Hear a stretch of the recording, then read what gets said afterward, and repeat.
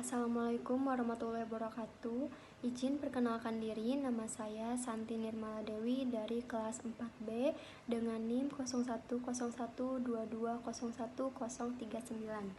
Di sini saya akan menyampaikan materi tentang komunikasi pembelajaran, menyampaikan dan menerima pesan secara tertulis dengan sistematis. Jadi, komunikasi tertulis adalah pertukaran informasi, ide, atau pesan melalui bahasa tertulis dalam bentuk surat, email, dan lain sebagainya.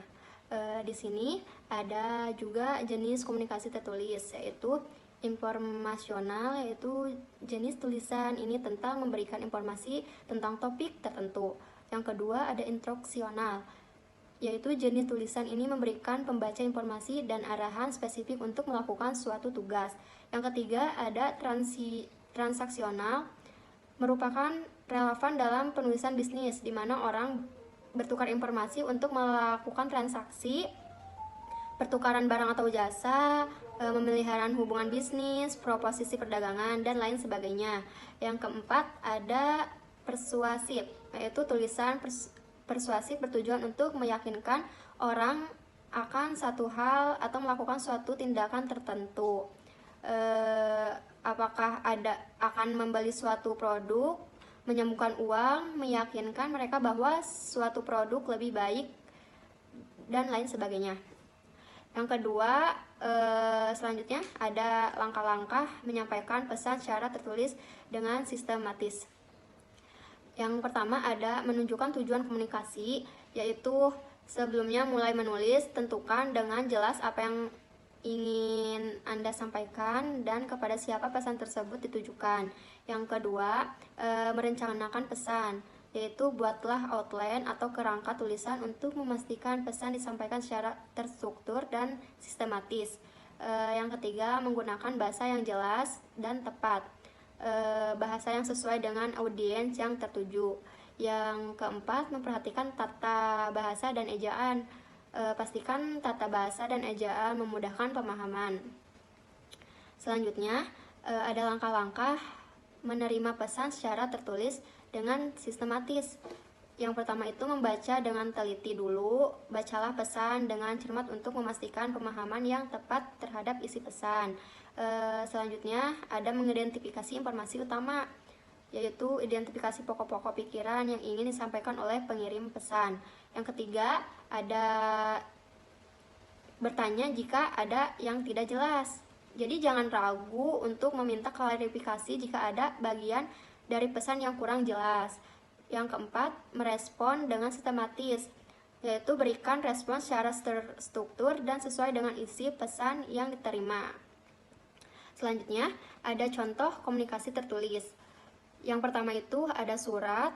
Surat itu meskipun penulis surat sudah agak ketinggalan zaman saat ini, surat masih banyak digunakan di mana-mana untuk korespondensi formal seperti mengirim faktur, panggilan hukum, dan lain sebagainya. Terus yang kedua ada email. Meskipun saluran penulis ini baru ada selama beberapa kini saluran ini menjadi normal dalam komunikasi bisnis. Yang ketiga ada buku. Buku telah ada selama ribuan tahun, dan meskipun orang lebih banyak membaca secara elektronik, buku masih merupakan salah satu cara terbaik untuk berkomunikasi. Yang keempat ada pesan instan. Kini kita memiliki teknologi yang memungkinkan kita mengirim pesan kepada orang-orang secara instan, atau misalnya SMS, WhatsApp, dan lain sebagainya. Yang kelima ada media sosial. Di dunia sekarang ini banyak baik atau buruk, siapapun dapat memberikan pendapatnya dan dilihat oleh seluruh dunia. Yang kelima ada situs web.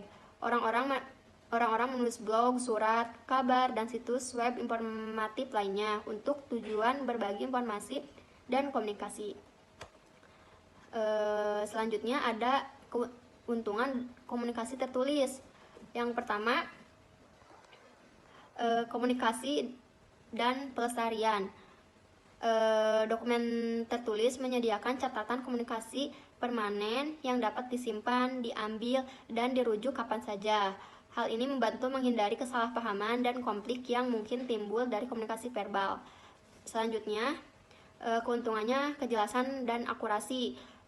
Menulis memungkinkan Anda mempertimbangkan pesan Anda dengan cermat, memilih kata-kata dengan baik, bijak, dan mengedit serta merevisi perlunya untuk memastikan bahwa pesan Anda jelas, ringkas, dan bebas kesalahan.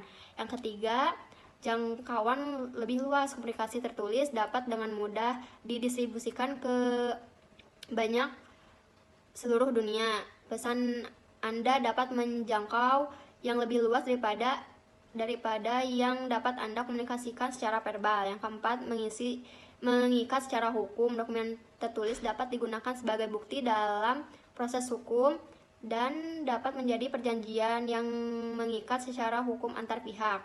Yang kelima, fleksibilitas. Komunikasi tertulis memberikan fleksibilitas dalam hal kapan dan di mana pesan dapat disampaikan dan tertulis.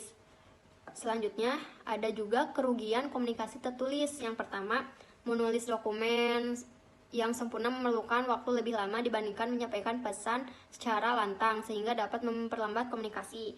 Yang kedua, menulis memerlukan bahan-bahan seperti kertas, tinta, pena, komputer, atau koneksi internet yang mungkin mahal atau tidak dapat diakses.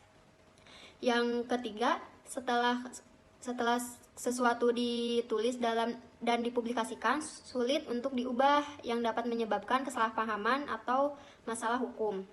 Yang keempat, tidak semua orang melek huruf dan dapat memahami informasi tertulis sehingga dapat membatasi untuk berkomunikasi secara tertulis.